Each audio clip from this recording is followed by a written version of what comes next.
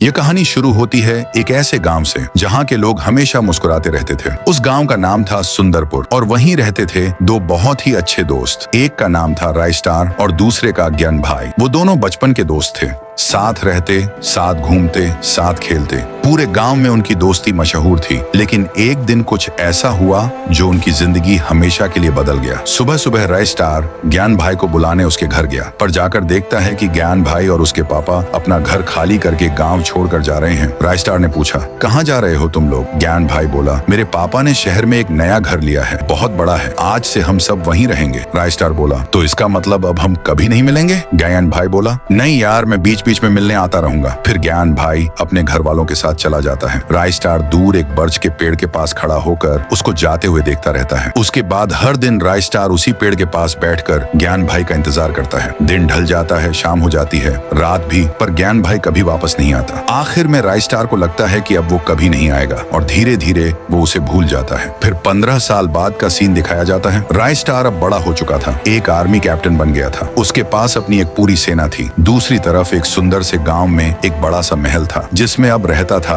ज्ञान भाई, जो अब एक अमीर आदमी बन चुका था। उसके पास पैसों की कोई कमी नहीं थी, लेकिन एक मुश्किल थी जिसका नाम था विक्रम। विक्रम एक खतरनाक इंसान था। उसकी नजर ज्ञान भाई के पैसों पर थी। ज्ञान भाई इस वजह से हमेशा टेंशन में रहता था। फिर एक दिन वही होता है जिसका डर था। विक्रम और उसके गुंडे गांव पर हमला कर देते हैं। हर तरफ अफरा तफरी मच जाती है। गुंडे लोगों को मारने लगते हैं। ज्ञान भाई समझ जाता है अब उसका बचना मुश्किल है। वो तुरंत अपने एक आदमी से कहता है, इस गांव से बहुत दूर एक छोटा सा गांव है, वहां मेरा एक पुराना दोस्त रहता है, उसके पास जाओ और बोलो कि मुझे उसकी मदद चाहिए। वो आदमी बाइक लेकर निकल पड़ता है रायस्टार के गांव की तरफ। उधर दूसरी तरफ रायस्टार अपने आर्मी कैंप में सोल्जर्स को ट्रेनिंग दे रहा होता है। तभी एक लड़का आता है और कहता है, मुझे ज्ञान भाई ने भेजा है, हमारे गाँव में एक गुंडे ने हमला कर दिया है, अब सिर्फ आप ही हमारी मदद कर सकते हो। रायस्टार सब कुछ समझ जाता है और बिना समय गंवाए अपनी पूरी सेना लेकर निकल पड़ता है ज्ञान भाई को बचाने। इधर विक्रम ने ज्ञान भाई को पकड़ के जेल में डाल दिया होता है। विक्रम कहता है,